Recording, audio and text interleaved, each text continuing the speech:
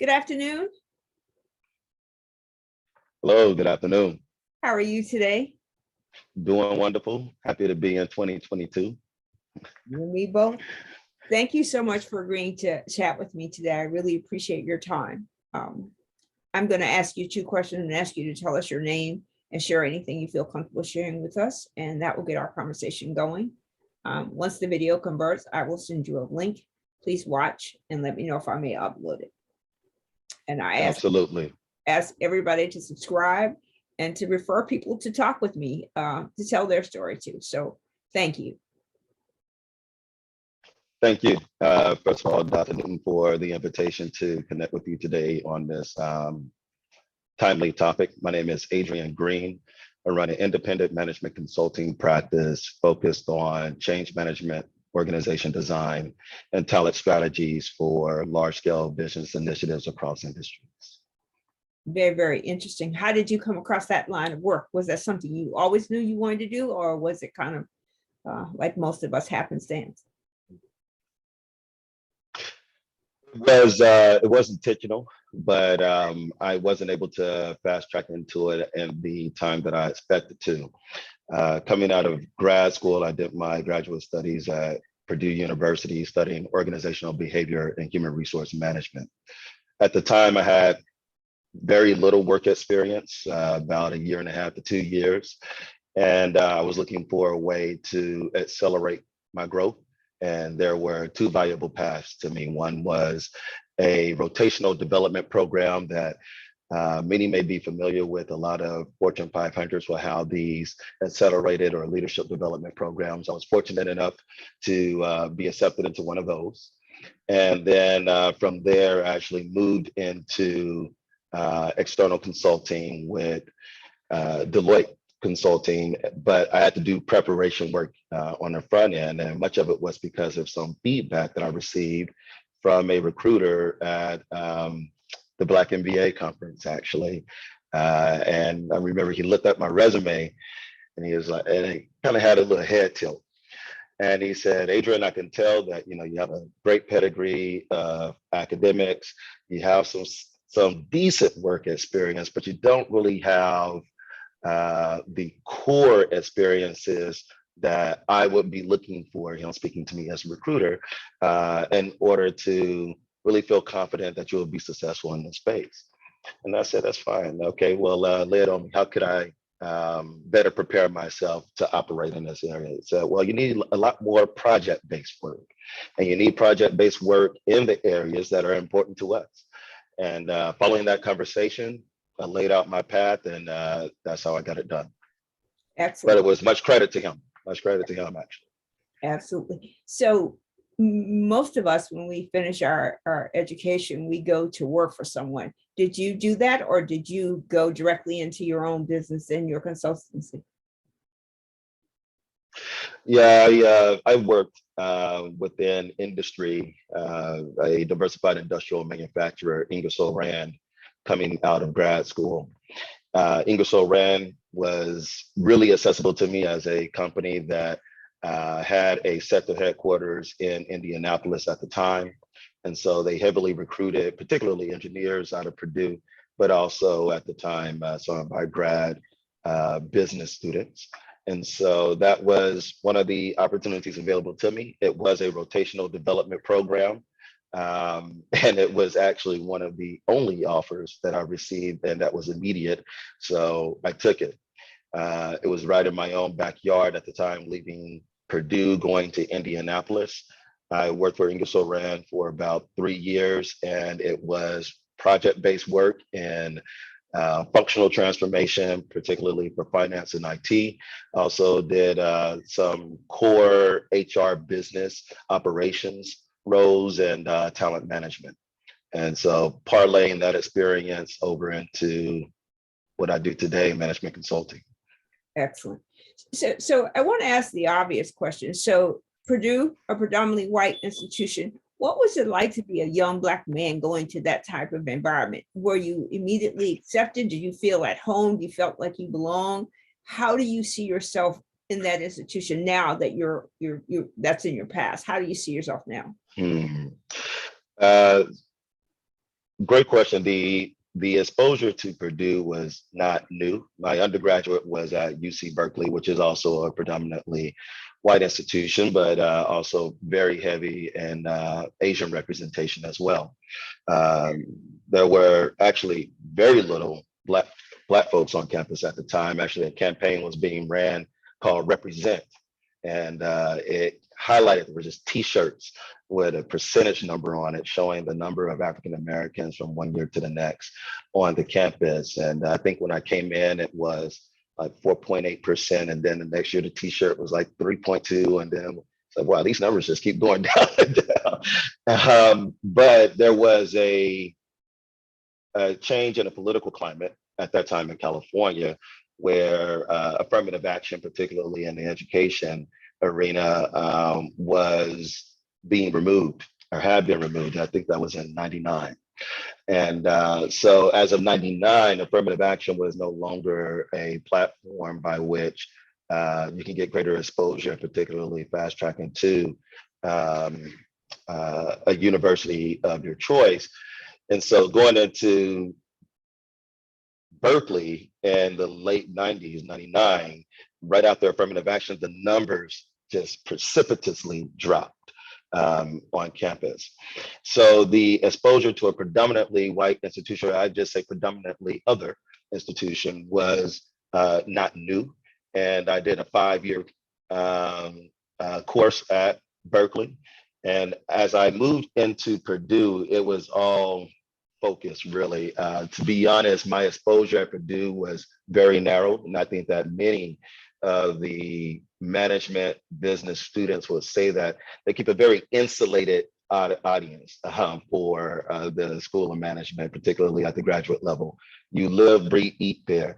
And outside of that is probably a bar and home, right? There isn't a whole lot of social engagement. As a matter of fact, I recall as soon as I got to Purdue, there was a Black graduate student association, and they reached out to me and they wanted to do a profile on me just to kind of highlight this in this newsletter that they send out on a monthly. And initially I said, come back to me when I get focused on what I'm here to do, which is at that time was, I'm here to get a degree. I'm not here to really go out partying and make a lot of friends per se. I came here for a purpose, and I had foregone other opportunities to be here. And so I was very much tunnel vision, to my chagrin now, because I wish I had explored more of what Purdue had to offer, especially when someone's throwing out an olive branch to you. But through that experience at Krannert School of Management at Purdue, I made friends there that are now lifelong. I still engage with those individuals today. And at the time of my entry, there were only 6 Black people in the program, right? And this is a global institution, you know, it has a global reputation. There are actually more international students. It's probably one of the most heavily weighted international student programs in the country at that level, tier 1, tier 2, tier 1 programs. And I think that with having so few that looked like me in the program, it wasn't necessarily a challenge per se. However, what it did help is it actually, because there were fewer numbers, it helped us to kind of come together as glue quickly. Whereas if you're in a sea of people that you think may be like you, the reality is that we're all individuals. Just because someone has your skin color doesn't make them the same kind of person you are. I was fortunate enough that those other 5 Black folks in my program did reflect some of my own personal values. They also reflected the same kind of focus that I had, and they were people of intention. I mean, they've gone on to do great things now, and I'm glad to be in their company. Excellent. So one of the interesting things about predominantly white institutions, so 3 of my degrees are from historically Black colleges, and my doctorate degree is from a predominantly white institution. The experiences I had at the Black colleges was, in my mind, superior to anything I had at the predominantly white institution. I mean, I felt like I belonged. People cared about my success and what happened to me. And I was a non-traditional student. I didn't get my first degree till I was in my mid-40s. And that was really amazing to me because I didn't know what I was doing. Someone just said, you need a college degree. I had been in IT probably 25 years at the time that I started. And I was like, well, I'm not getting an IT degree, that's for sure. And I didn't really know what I wanted to do, but there were so many people on campus who were really, interested in my success. And while the administration at historically Black colleges and universities are not always the best, the instructors, the administration, the advisors, the people who were actually involved in your education were exceptional. And I often tell when I do consulting to, and often tell higher education institutions about the lack of seeing people that look like you. And while they put a lot of effort on bringing people in from other parts of the world, if you want these kids to be successful and you accept them into your program, you need to put programs in place that allow them to be successful. And that includes having faculty and instructors and advisors that look like them. So with Absolutely.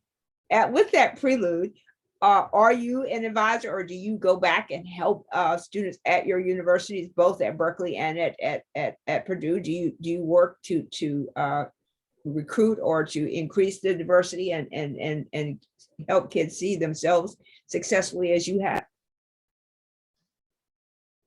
Yeah, I'm very active actually with Purdue. So I'm an annual speaker presenter on campus there. Actually, I just had a public speaking event there about a month ago, actually, just before the turn of the new year, the end of November. And it was really focused on how you develop a career in management consulting, targeted towards not only their graduate students, but also their undergrad students as well at the Craner School of Management. And the level of interest, I guess, with regards to the field of consulting is quite high there. So I wind up getting a lot more participation on, it was a virtual call, didn't present in person this time, but I wind up getting a lot more engagement, even faculty were on the call. And I have a good friend of mine, Darren Henry, who is currently he's basically the director of diversity for the Craner School of Management, but he holds a higher title. I think it's like managing director of diversity, something of that nature. But I actually went to school with him. He was actually one of my peers when I was at Craner. So, and he's been there ever since. Wow. With that said, he also did his undergrad there. Wow. And he's from Indiana as well. So he has deep relationships, not only in Indiana, but with the School of Purdue University, and now with Craner, having worked his entire, for the most part, his postgraduate career at that institution in the role that he's in as the leader for their diversity and inclusion programs. And it was actually Darren that really started getting me re-engaged into speaking on campus, being an advisor to students, being able to have them reach out to me. I have conversations with students all the time regarding career paths and certain choices they can make in order to better prepare themselves. But there's a legacy at that institution, particularly at Craner School of Management, that was set in motion by a man named Dr. Cornell Bell. And he established a program called the Business Opportunity Program back in the 60s. Dr. Bell was on a warpath to ensure that people of color had an opportunity. Now, when I say opportunity, not just meaning we admitted you, but also had the finances to come to Purdue, a tier 1 institution, get a top class education at the Craner School of Management, and then be placed at companies of their choice. And Dr. Bell was in his role for over 40 years Wow. before, unfortunately, he was physically no longer able to continue. And then there was a search for a while to fill those shoes, which were large. Dr. Bell had his hands in everything. And one of the reasons that I wound up going to Purdue was because of that legacy. I had initially accepted to go to NYU, even paid my money and everything. and and Purdue called, and we had a conversation. At the time, I was looking at doctorate programs. And I was very heavily interested and just really focused on going to a doctorate program. That's all I applied for. And I applied for the doctorate program in IO psychology at Purdue University. Um, I was on a wait list. I guess they shared my application with the Cranard School of Management, which I did not apply for. The dean called, we had a little bit of a conversation, and by the time the end of the conversation, I said, hey, thank you, but no thank you. I think I'm decided. And as soon as I got off the phone, I sent off my acceptance to NYU. A week later, I get a package in the mail from Purdue. And it's from him. I'm like, nah, I just told this man. I appreciate the interest. If I'm not going to be accepted into your doctorate program this year, I'm not interested. Sent over the package, and I was like, okay, well, he didn't say all this on the phone. Actually, initially, I threw it in the trash. I didn't even look at it.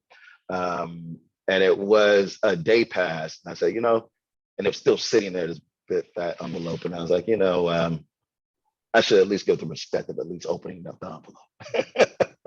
So I went and got it out the trash, opened it, and I'm thinking, I'm like, okay, this was not everything that we discussed on the phone.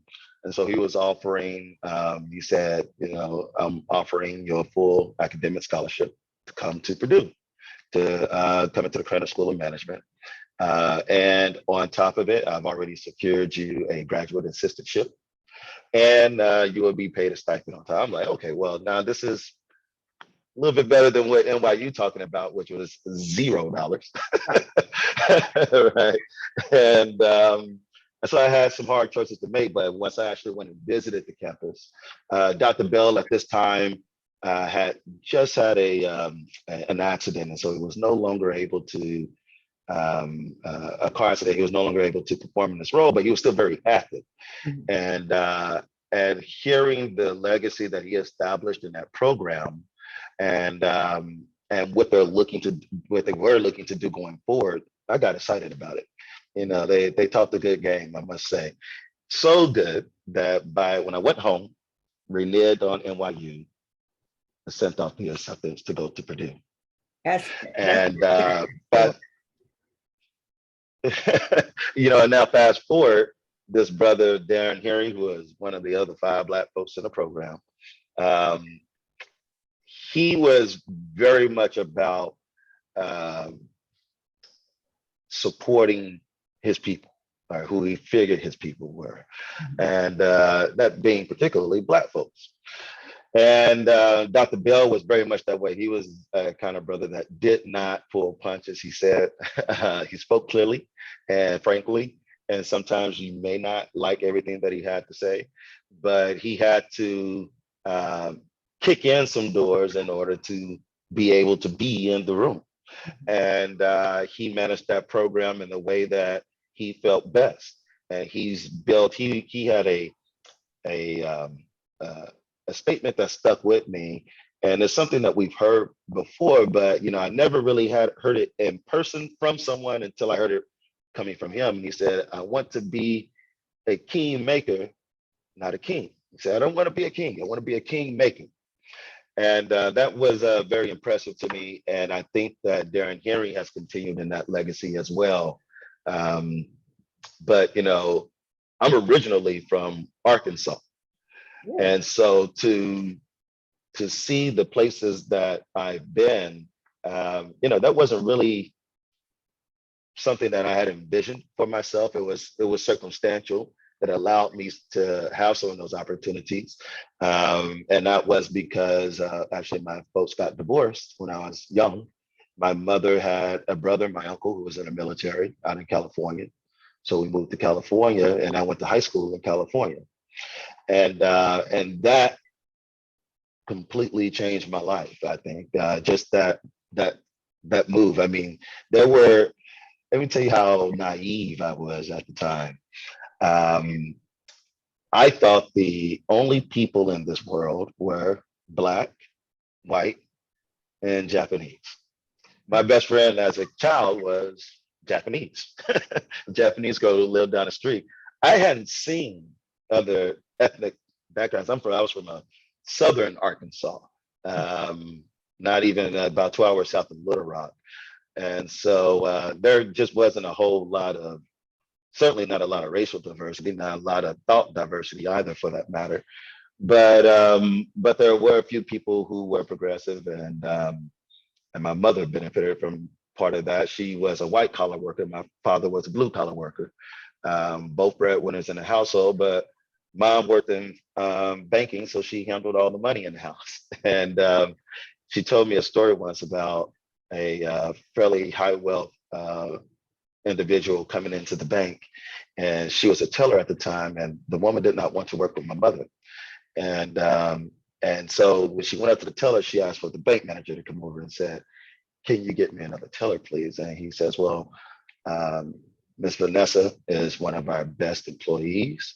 If you would like to withdraw money, please do work with her." And she says, "Well, I'd rather not." And she said, "Well," and he, the bank manager, was a white man, as the story was told to me by my mother, said, "Well, if you can't work with her, then I guess we're not able to work with you." And she walked out the bank. Right? I was like, "Wow, that was and at that time in Arkansas, Southern Arkansas, that was a huge stand." And I think that gave my mom a lot of confidence. She already had it, of course, just being where she was, but um, she started to take more personal control over her life. And unfortunately, my father was not a good husband, but a good father. Good father. I have fond memories of him as a father, but just wasn't working out from a relationship perspective.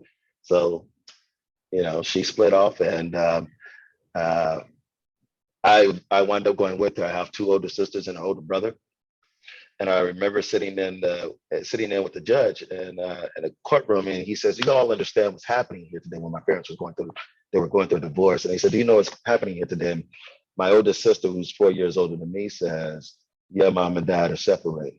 And he said, "Okay." And the judge turns to me and said, "You understand?" I said, "Yeah, I get it. All right, I get it. Yeah, they're having problems." And he said, "Well, who do you want to live with?" And my sister, without even, he almost finished the sentence, "Mom." Live with mom.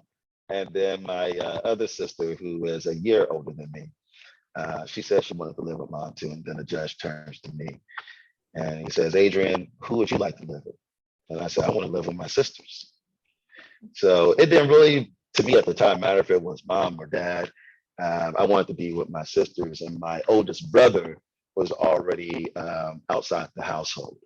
So, we picked up and went to California. And from there, got to California. And I remember seeing a woman and I said, "Are you Japanese?" And she said, "No, I'm Filipino." And I was like, "What is a Filipino?" I'd never seen a Filipino person before. I had never even really seen Mexicans before. And I was living in San Diego at the time. So I was like, wow, it's a whole lot of Mexicans around here.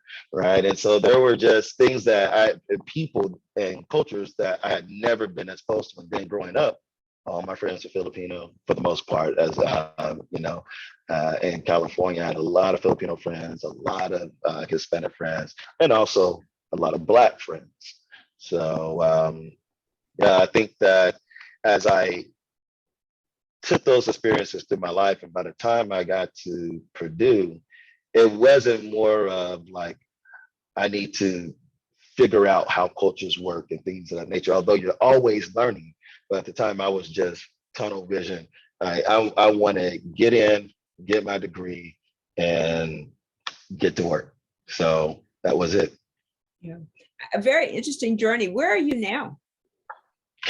I'm based out of Atlanta, but any day of the week it could really be anywhere. But I'm based out of Atlanta, Georgia. Oh, okay. Very, very interesting story. I think in a lot of ways we have a lot in common, although our ages are very different. I grew up in the same way. I only knew Black and white people. I didn't know that there were other ethnicities, but I found out very quickly because, I went to New York, and everything that I thought I wanted was there until I'd been there about a few days. And I was like, okay, I'm gonna go back south.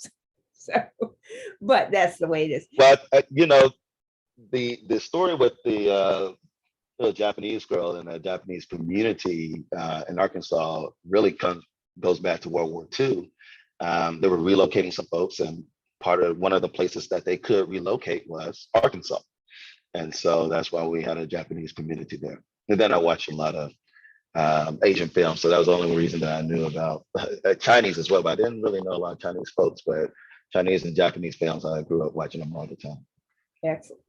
So tell me about your company. So what exactly do you do for individuals? And would you suggest this for people who are thinking of going into your line of work, that would be a good way to go? Or do you think that the struggle was great for you to get where you are now? No, there is a very defined path to get here. You just have to be willing to put in the time and effort. Really, it's what it gets down to. People get weeded out along the way intentionally in many cases, just like you would see any top end college institution. You know, a lot of folks come in as freshmen. Not everybody make it to the sophomore year. A lot of people go into engineering. Not everybody's going to get an engineering degree, right? So there's a weed out process, particularly in consulting, high-end consulting. But my business that I run today is really focused on kind of Fortune 1000 organizations, primarily Fortune 500, some mid-market organizations. And just by definition, what I'm referring to is like companies that generate a revenue of about $1 billion or more. And for mid-market organizations, companies that are maybe in a 500 million, 600, 700 million range that could easily eclipse into $1 billion, securing those relationships and then carrying it on through. Any large scale business initiative, really any, whether you are deploying a new technology platform, you are divesting a business, acquiring a business, integrating that business. I do a lot of integration work. Even if you are just looking at what are the competencies that we have, and do we have the capabilities internally to actually execute on our business priorities. So I help in all those areas. The bread and butter of my work is change management, which we can look at as leadership alignment, communications, employee engagement, anything around change impact mitigation strategies. And then also there's a training component that I don't particularly do personally anymore, but that would be under the umbrella. But there are people who really cut their careers around training. So I'll usually either partner with someone in that space or ensure that my clients are bringing training resources, and particularly someone who can develop curriculum if necessary for the engagement. On the org design side, we're really talking about I work with private equity firms as well who may be working with other Fortune 500s as a part of their portfolio of companies. But on that side, we're looking at reorganizing. If anyone's ever seen any movie with a consultant in it, they're probably going in to assess people, and they usually think, oh, this person's coming in to fire folks. I'm down the ground firing people. That's not really the case. I'm actually down on the ground trying to save jobs for the most part, not necessarily trying to remove people from their work. Although there has been some of that in the aspect of the work that I do. But in general, when there's a major transformation, it's not about at least in my area of work, it's not really about quote unquote cutting the fat. It's really about, hey, we have great people. We went through great lengths to get these people. We want to keep them, but we want to make sure that they're in the right roles. They want to make sure they understand their job, and we want to make sure that they have the resources that they think they need to do the job even better, right? So all of that is about helping to optimize how we perform, and that's kind of some of the work that I do. Excellent, excellent. And do you find that a lot of your companies are accepting of a Black man in a leadership role, or do you have to navigate that as well? Oh, they're salivating at the mouth for it now. I got more opportunities than I can even handle. I mean, really, which is partly why I wind up segueing into running my own practice. I worked in what would be considered major lead consulting, management consulting for the bulk of my career, working for Deloitte Consulting as well as PwC. I've had opportunities all over the place as far as consulting goes. But as I was working for these firms, I was constantly on the side getting hit in my LinkedIn box or other relationships saying, "Hey, we have this challenge. Can you help us with this?" Or "We have this opportunity. We're looking for someone that can do this." And some of that work I tried to parlay over to the firm, which was, "Hey, let me bring in the appropriate resources and leadership and let's work through this." But in some instances, I said, "Okay, well, I'm getting enough interest here that I probably can just start tackling some of this stuff myself, independent of the firm," but I didn't have the bandwidth. So I had to make a choice. You either got to jump ship, start doing your own thing, just get right into it, or you stay the course. And so earlier we were talking about how is it difficult to get into the space. It's only as difficult as the selection process is, which I could touch on as well. But the reality is that the path is really quite clear. If you're talking about the majors in consulting, when we're talking about McKinsey, Bain, Boston Consulting Group, those are the MBBs, the Big Four as well. Well, now called the Big Four. It used to be the Big Six or Big whatever back in the day.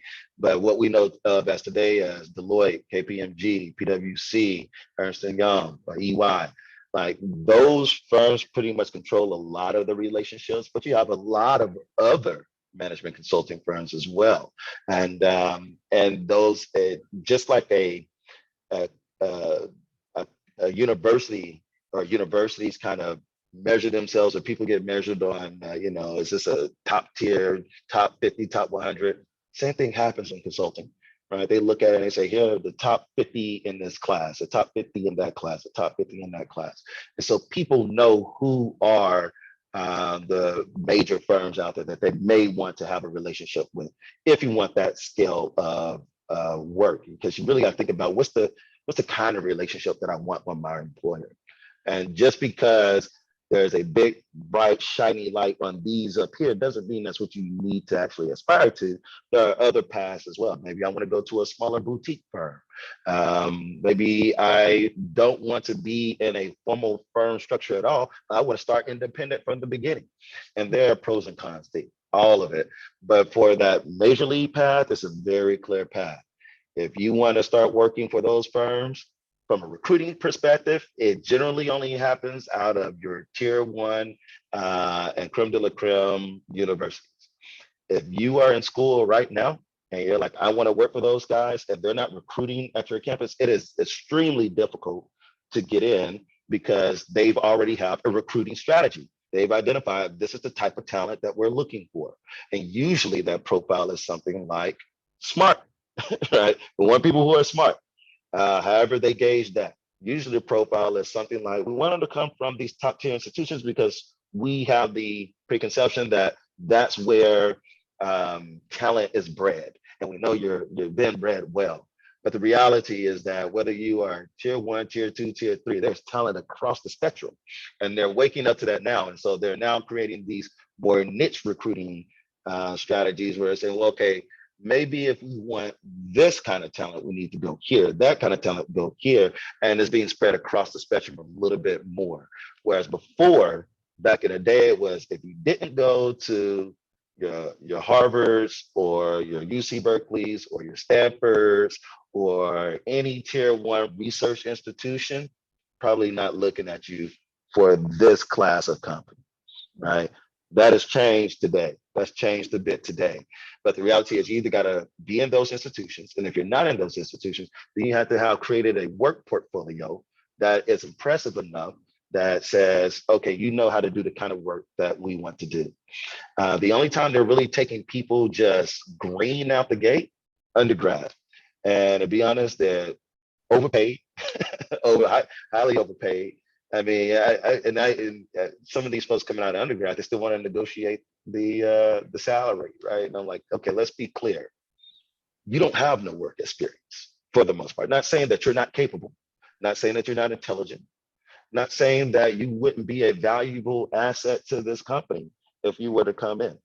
But for you to sit and negotiate an $85,000 salary coming out with a bachelor's degree at 21 years old, more power to you, but man, they ain't nowhere you're getting anything even close to that at another working experience, right? So they try to secure talent early, put the carrot out there for you, but you get the stick as you get further down the road. The reason being because after you've kind of been groomed a bit, now it's like you're in the fire.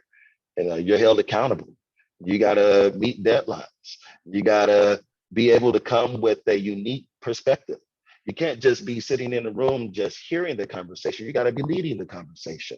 You got to direct the conversation. That's why you're here. Somebody's paying a lot of money, generally on an hourly basis, for you to be right there, right? And what we're paying you is not what we're billing them, right? So if you're even at an undergrad level, those folks that are coming in as analysts or junior level practitioners into consulting have probably been billed out as $250 an hour, $300 an hour. I know lawyers that don't even bill themselves out, professional lawyers that don't even bill themselves out at $300 an hour. But that's what you're supposed to be worth as an undergrad with a bachelor's degree, right? And so I think part of the challenge, if any, that people have is that we create our own roadblocks. We start thinking that we are higher worth, higher value than what we actually may be, what we actually can bring to the table because someone told us. And that's good to have that sense of self-worth, I think. But we also have to be practical and realistic and understand that there's a lot that we don't know. There is people who've been doing this longer and better than we have. And we need to humble ourselves a bit to learn, observe, practice before we start boasting about what it is that we should have or can do. And so I see some folks wind up self-selecting out because they're not moving at the pace that they thought they would move at. And some of that is fair, right? There's actually been some definite stories around why hasn't this person advanced in their career by comparison to their peers. So some of that's fair. But some of it is also intentional to weed out folks. It's like, hey, there is a path to get to partner if that's what you want to be. Not everybody wants to be a partner. There's a different life in a consulting firm, but there is a clear pathway to get there. A lot of these major firms do have what used to be called an up or out culture. They don't ascribe to it as much these days and call it that, but it is. If you're not progressing at the rate they think you're progressing, you get counseled out. Let's look at other opportunities for you. The question is, who is being counseled out and when are they being counseled out? Because when we look at the partnership, not a whole lot of Black partners in some of these firms, not a whole lot of Asian partners at some of these firms, not a whole lot of women partners, although they've been a lot better in getting more women to partnership as of late. But there's a concerted effort, but people have to raise it to their level of attention to say that, okay, we need to kind of mix things up here. And it all starts at those early years in your career at the firm. Who's grooming you? What kind of experiences are you getting? What kind of opportunities? Are people pulling you into projects, or do you have to always continue to seek out an engagement and say, hey, can you get me on the team? No, this would be a leader saying, hey, we know that there's this woman, Rochelle Newton. She's sitting on the bench right now, but she got all these great skills. We got this technology deployment. Let's get her on the team. And as a matter of fact, let's continue to pull her into other projects. Let's assign her a coach or an advisor, which she should already have. Make sure, is it the right coach, right?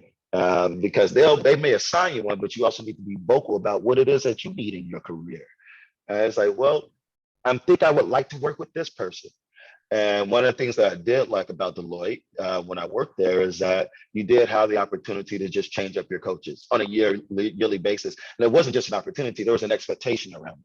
You didn't have to, but it made it such that if I broke off from Dr. Newton doesn't feel some kind of way and now she's gonna trash my career. No, Dr. Newton said, hey, work with you for a year, it's been great. I hope that you take all these lessons and all these nuggets with you and go on to the next one and figure out what you can learn from them. And I like that ability to rotate through different leaders without it feeling like I'm leaving you on the side, right? But where I found that part of my journey was coming up against resistance is that I was spread too thin. I worked across multiple industries, oil and gas, technology, healthcare, aerospace and defense. Uh, I mean, you name it, financial services, everything. I went across all these industries, but so I had a lot of relationships. Why? I wasn't deep anywhere. And so I was the guy that was always looking for my next opportunity as opposed to being pulled into my next opportunity. And I realized that there was no one in the closed door rooms putting me on the short list. I had to ask for it, right? And I I was okay with being vocal in that nature, but I think that for some individuals, depending on their countenance, depending on how they're raised, they don't speak up. They don't say, "I want this. I want this. I need you to help me to make this happen." And it's like, well, if it don't happen, I just go somewhere else. No, I want this. This is what I want. This is what I don't have. This is what I need you to do for me, right? And but I had some missteps where I didn't build the right relationships in the space that I was operating in, and so I was just kind of always floating around. Had a lot of great project work experience, but again, it just wasn't focused enough. And so when I left Deloitte, I actually tried to go independent at that time. I already had a client lined up, fantastic client um, out of the UK. They were doing some acquisitions here in the US, found me online and wanted me to help them through these acquisitions and doing some change leadership work with them. I was like, hey, this is the exit right here. So after 6.5 years with Deloitte, I said, okay, I'm out. Go do this thing. The nature of that relationship changed with that prospective opportunity. They wanted me to then join their team full time. Wait, that's not what we discussed. We discussed the consulting, client, contractor relationship. But they're like, well, and that was actually for anyone else, it would have been really a fantastic opportunity and offering. They're like, hey, no, we want you to join us full time in New York. I had no desire to be in New York at the time. I was living in Charlotte, North Carolina. I didn't. And I had already looked at the NYU route. I said, I really don't want to be north of the Mason-Dixon line anyway. So I'm good. I'm good where I'm at. Down here, I'm staying more southeast. I'm not going back to California. The expense is way too high. Love the weather here. Love that we got more brown folks here. This is where I want to be. I want to be more towards the southeast. I want to be in Charlotte, which at the time was a high growth city, strong in financial services, which is not really my core space, but nonetheless, it's just like being in one of the cleanest cities I've ever lived in as well. And the people were genuinely nice, although there was still that kind of separation of this is where the black folks go and white folks go over there. But I never felt that there was any animosity, but there wasn't inclusion either, right? And so, but at any rate, the opportunity that when I tried to go independent fell through because they were looking for a different kind of relationship than we initially discussed. And so now I'm on an open market and had a former director from Deloitte that moved over to PwC, a white woman who actually pulled me in to PwC. And it was kind of a fast track process. It was like, we need to go through some formalities, but yeah, we'll get you started immediately. And came in, they gave me a promotion on the way in the door and worked for them for 3 years. And then, still opportunities are rolling through on the side. I'm like, okay, how valuable is it that I will make it to partner? You can do the right things and make it. And I know what needs to be done to get there. I've had enough conversations around it. The journey is not easy, but I know what needs to be done. The question is, do I want to do it? And then after you get there, why do you want to be there? That's the other thing you have to ask. How this goes, why is that important? Why is it important? Why is it important that you want to be a partner in this firm? About 12 years ago, more or less, 10 or 12 years ago, I was seeing a young woman whose father was in management consulting. And the first time I went over to their home, I brought him a gift. I heard he was a big wine drinker. I liked wine as well, but I wasn't very as versed as I am today, and I didn't know what I wanted. So his daughter helped me pick out a wine for him. She took me to this really nice wine shop. I don't even know where it is today. It's somewhere in the, actually, this was in Atlanta at the time. It was the greater Atlanta area. Went to this fancy little all wood wine shop, nice low lighting. I was like, okay. And the guy helps me pick out a wine with it. And I take the wine over to the father's house, and he comes to the door, and before I even really introduce myself, I was, here's the wine, a gift of peace. And he looks at the wine. He was like, "Yeah, you were coached well." I said, "Come on in." It comes in, and he says, before he even starts asking me about his daughter, he says, I hear you're in consulting." And I said, "Yes, I am." At the time, I'm like a junior practitioner level. And he was like, "What is your goal in consulting?" I said, without even blinking, I said, "I want to be a partner."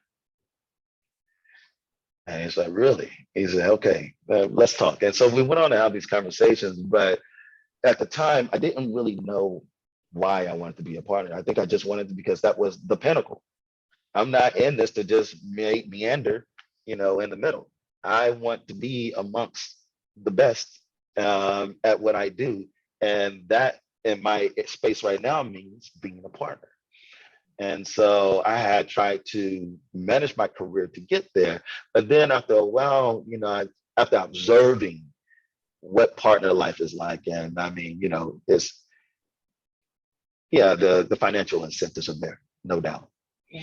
But the reality is that the work behind the scenes, if you're working with these partners, chasing after work, business development, responding to requests for proposals, that's weekend work. You might get the work, you might not get the work. If you don't get the work, like, "Dang, man, we just spent the whole 2 weeks bringing out this great proposal and we didn't even win the work." And I canceled my vacation too. Right. So it's like those kind of things. I was like, after a while, I was like, and then there's all the things that you do outside of the client work. And so we talk about what it takes to get there. It's like, it ain't just I come in and I do client work. You come in, you do the client work. That's par for the course. We expect you to do the client work. We expect you to be billable. That's how we make money. But the reality is that outside of that, we still got a business to run. We got practitioners that need to be developed. So you need to be working on developing your people internally. We still got to recruit new people too. We don't really do a whole heavy recruiting. The people that's best positioned to hire someone is the people that's actually doing the work, because we know what's required for those people to be successful. And so recruiters may identify them, and then once they come inside for their round of interviews, they're speaking to managers, senior managers, directors, partners to say, "Will you join this firm?" And so you got to do these recruiting, the interviews, you got white papers, writing white papers, revising go-to-market strategies, building new methodologies that'll be used across the firm for delivering or design work or change work or technology work. It's all this stuff outside the client work. And you're like, man, I don't really have any time for me, for myself, just my passions and things that I want to do, or other business ventures that I may want to pursue on the side, because that time is getting eaten up by all these things outside of the actual core client work. And so I had to think about, really, what do I want my life to be like? What do I want in my working experience to be like? And so I had to figure out to reclaim, how can I reclaim some of my time? And that meant running my own practice, where I'm not trying to be some global consulting firm, but trying to be good in my space. I'm trying to build a life for myself and my family and those that are close to me. But I'm not necessarily trying to say I want to take my own business and I want it to be an international powerhouse consulting firm. Could I do that? Yeah, maybe if I apply it myself. I'm not saying it's an easy road, but it's not really what I want. What I want is a little bit more balance. I want high financial incentives for the work that I do. I want to continue to be able to grow in the spaces that not only reward me, but I also have passions for. And I want to be able to have time to explore some new stuff. And in order to do that, I had to separate myself. So partner, when it was no longer looking like the land of milk and honey that I thought it was, and what seemed to be actually more attractive was to come back to something independent. It's not saying that I won't go back into a firm structure, but I think if I do, I can go back on my own terms, right? Which we often don't get an opportunity to dictate for ourselves. Right now, I generate more income than I ever could have working for the firm, unless I'm a partner. Adrien, I want to thank you so much for chatting with me today. I think this is a very interesting thing for people to hear the story and the journey to where you are, and even your places of enlightenment about what you want and you don't want. And I think that's pretty powerful. And I think my listeners will really get a lot out of this. I hope you will come back and chat with us and tell us more about your journey along the way and what you're learning as you evolve, if you will. And I am so grateful to hear young people that are, digging the path to their own futures without it being dictated to them. And that's just pretty powerful. So thank you so much for sharing this. I really appreciate this. And thank you very much for, again, the invitation here today and the platform to speak with you, and for suffering through my little ramblings here, but I enjoyed it. It was absolutely wonderful. And I hope you will subscribe to my channel. I hope you will invite others to chat with me. And, if I can be of any service to you, please, I am happy to help or to, get in the game if needed. Thank you. Thank you. Thank you so much. So I will send you a link to this video once it converts. Please have a watch and let me know if I may upload it. And you stay well, stay away from COVID if you can. Absolutely. Same to you. Thank you so much. You be well. Bye-bye. Bye.